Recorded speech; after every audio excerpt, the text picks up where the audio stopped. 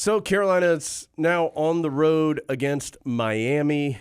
And Adam, I have to fully admit, I have no idea what to expect from Miami.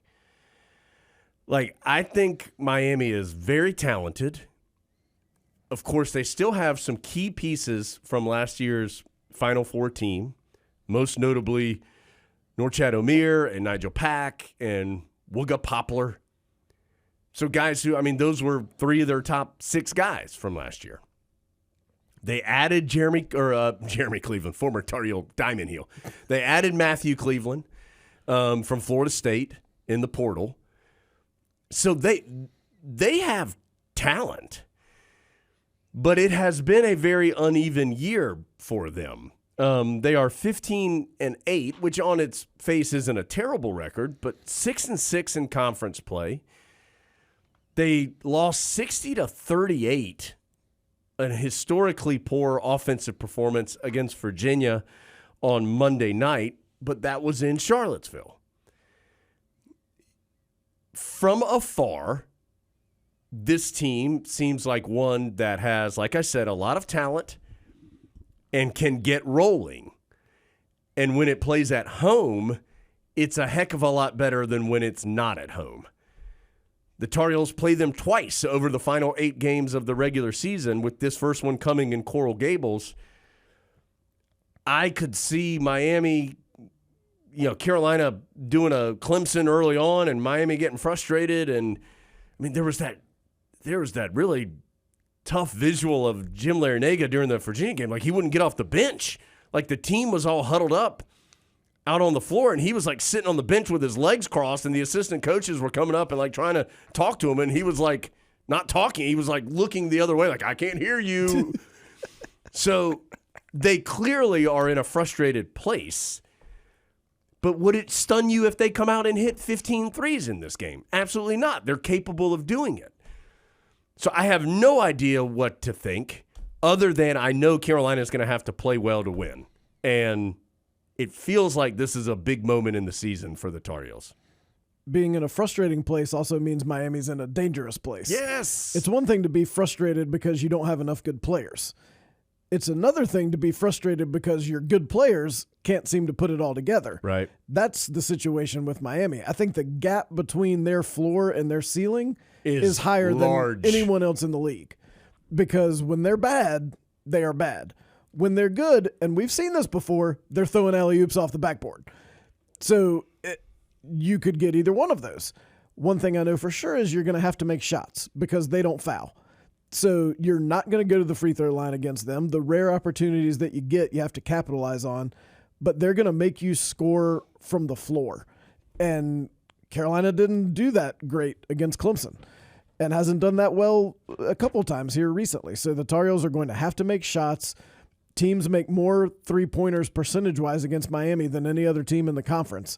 So this would be a good afternoon for the perimeter shooting to get well. You might be able to force some turnovers, and that would help offensively if the Tar Heels could get some turnovers and get out and run. Clemson was really good at getting back and forcing the Tar Heels to play in the half court. I think we've seen that more this year than the 2 previous years under Hubert Davis because it's more of a threat, Carolina's ability to run. You're starting to see teams treat them more like a Roy Williams team. Like several times Clemson didn't even have guys on the free throw line to rebound because they just wanted to have guys back defensively because it seems like teams feel as though Carolina is more dangerous in the open court. Not that Carolina can't be dangerous in the half court, but if you're the opposition, you want them to have to go against your set defense. Right. And I think you want them to have to make guarded perimeter shots.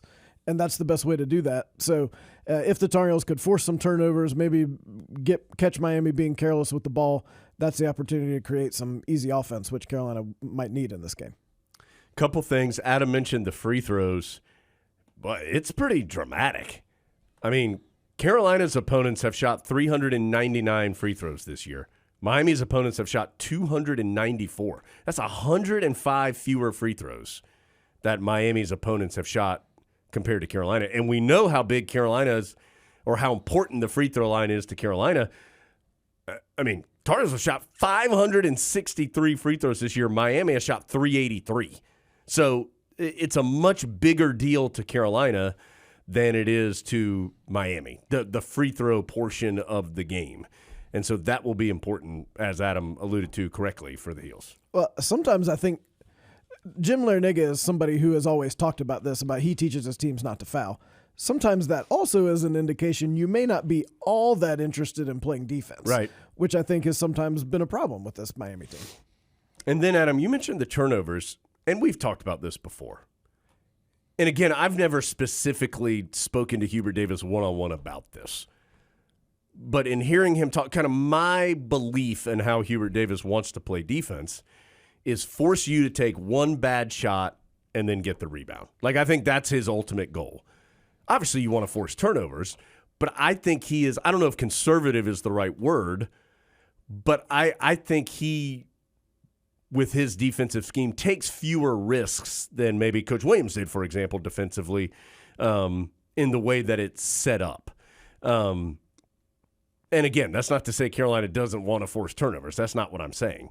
But I do think that just in general is more how he wants to play defense. And because you have seen some extreme, at times, low turnover numbers. Like BC, I think, had like 5, and Clemson didn't have 5 or 6, whatever it was the other day. So we'll see. Because you're right, Miami will turn it over. Well, teams just have more ball handling options than they used to have. That's like also true. Yeah. It's not like when you could just pressure the one guy and then the other 4 guys don't know how to dribble. I mean, most teams are, as Miami is, they've got a couple different ball handling options and they've got some versatile players. So it's not, in my opinion, it's not as easy to force a 20-plus turnover game as it used to be.